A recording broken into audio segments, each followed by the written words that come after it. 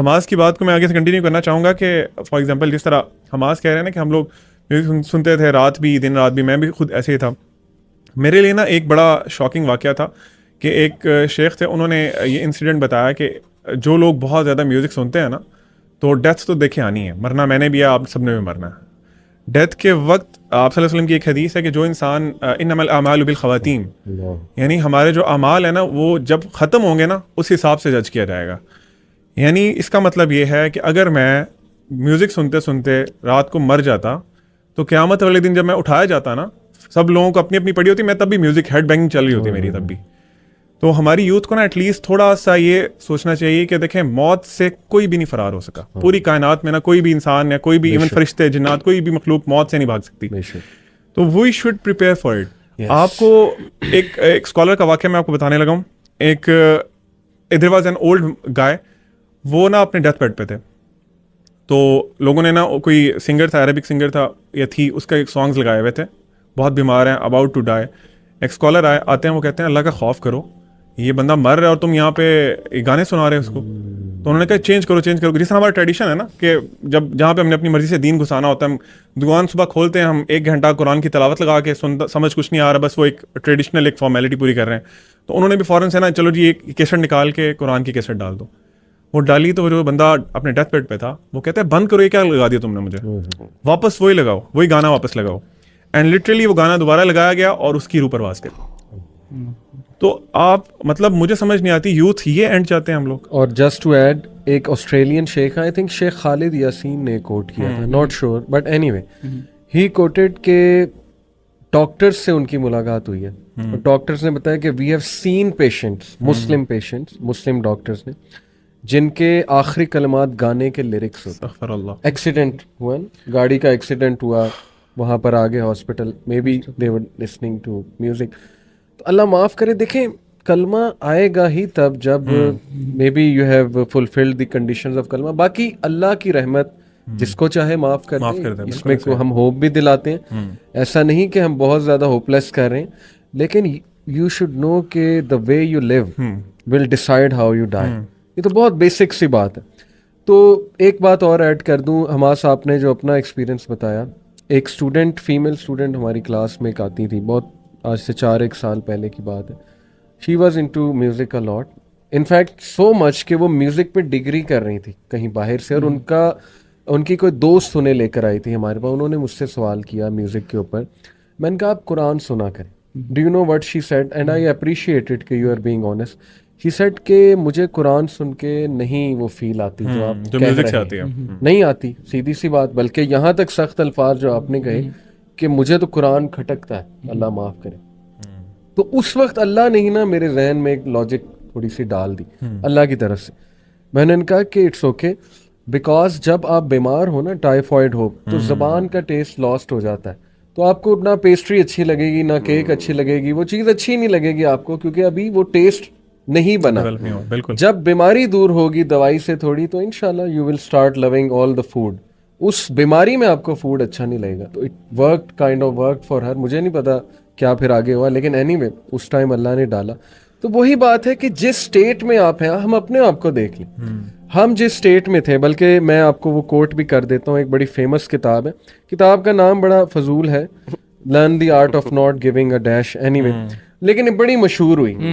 तो उसमें एक चैप्टर है Newton's third law of emotion, ये उन्होंने खुद अपनी तरफ से टाइटल रखा है, लेकिन साइंटिफिक रिसर्चेज उन्होंने कोट की। चैप्टर का एंड में नीचे टैग लाइन है कि your identity will stay your identity until a new experience acts against it. जब तक आप उस जोन में है ना, और आपने कोई और नई चीज एक्सपीरियंस नहीं की, आप उसी को डिफेंड किए जाएंगे। आपके लिए वही दुनिया। नहीं ये हम भी यही कहते थे, तबलीगी जमात आती थी, नहीं जी ये तो म्यूजिक हराम कहते थे। लो जी, इन्हें क्या पता, इन्होंने तो सुना ही नहीं कभी, इनको क्या पता मेटल क्या एनर्जी देता है, क्या ड्राइव देता है। तो ये रिसर्चेज यही है कि आप कम से कम एक्सपीरियंस तो करो जी। अच्छा, मैं एक अपने दोस्त के एक्सपीरियंस शेयर करूँगा। मतलब उसने मुझसे सवाल किया था कि यार आप, कोई इंसान सॉन्ग सुनता है, चले वो कुरान भी सुन रहा है और साथ साथ सॉन्ग भी सुन रहा है, क्यों आप जज कर रहे हैं किसी को? उसकी पर्सनल चॉइस है। कोई डांस करना चाहता है, वो नमाजें पूरी कर रहा है, आप क्यों उसको जज कर रहे हैं? हो सकता है उसके दिल में आपसे बेहतर ईमान हो। सही। तो उस वक्त मेरी अकल के मुताबिक जो मैंने उसे जवाब दिया था ना, वो यही मैंने कहा था कि यार अगर तुम डांस कर रहे हो, सॉन्ग सुन रहे हो और तुम्हें उसी में मौत आ जाए और तुम उससे सेटिस्फाई हो तो तुम सुनते रहो। बेहतर पैरामीटर उसको जज करने का ये है कि आप देखो कि मौत अगर मुझे इस हालत में आ जाए तो क्या मैं कंफर्टेबल हूँ, मैं जाऊँगा इस दुनिया से वो काम करते हुए। उसके बाद वलीद भाई इसके अलावा ना मैं एक स्कॉलर को सुन रहा था, उन्होंने एग्जांपल दी। उन्होंने कहा कि देखें आप जिस तरह आपने बताया कि वो डांस कर रहे हैं, आप किसी भी गुनाह में इन्वॉल्व हैं, अल्लाह के नबी सल्लल्लाहु अलैहि वसल्लम आ जाते हैं। इमेजिन करें, थिंक फॉर अ मोमेंट, तो क्या आप उनको शो कर सकते हैं कि आप जो कर रहे थे? देखें इस एलिमेंट से ना उनका भी रेपुटेशन हो जाती है, जो समा और इस तरह की जो जिसको एक इस्लामिक एलिमेंट टच देते हैं म्यूज़िक को।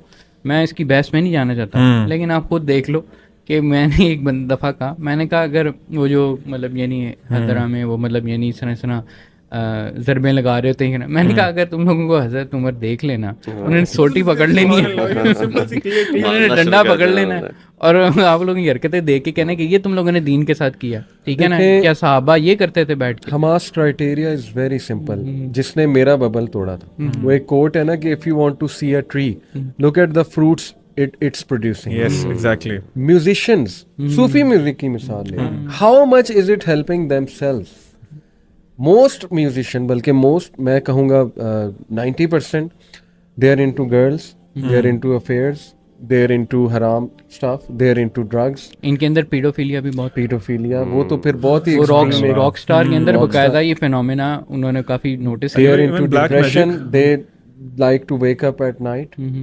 हर उल्टा काम उसमें इन्वॉल्व है। मुझे खुद एक म्यूजिशियन, बहुत मशहूर म्यूजिशियन, उन्होंने छोड़ा था म्यूज़िक, फिर दोबारा चले गए, एनीवे नाम नहीं लूँगा, उन्होंने खुद मुझे बताया था, मैं उनके साथ बैठा हुआ था, उन्होंने कहा यार what hit me was that कि सारा काम रात को होता है और हमें अजीब सी फीलिंग आती थी, जैमिंग भी रात को हो रही है, मतलब लिरिक्स रात को डिसेंड हो रहे हैं, ये उनके अल्फाज थे बकायदा। मैं बकायदा ना वो एक बैंड था, मैं उसका नाम नहीं लूँगा, उनके लिरिसिस्ट कहते थे कि मुझे नहीं पता कि मेरे ऊपर क्या तारी हो जाता था, और मतलब यानी जब मैं होल्ड करता था ना तो इस तरह करके वो लिरिक्स आते थे कि मैं I am not the author of those lyrics, ठीक है ना, और वो लिटरली शैतान का एलिमेंट होता था।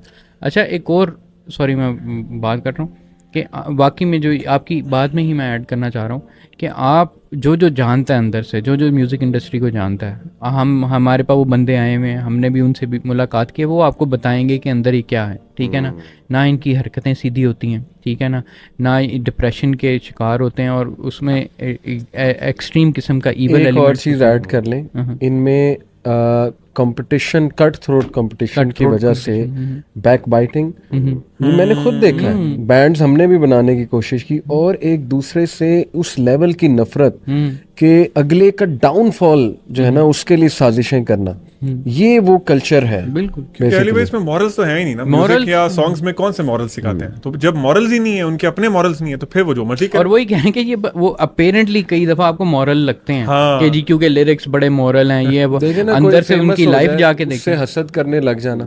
कई सिंगर्स हैं उनका मर्डर हो जाता है, ये जो अभी बता भी रहे थे, वी डोंट नो, मर्डर के पीछे मे बी हसद की एक वो रीजन है पूरी।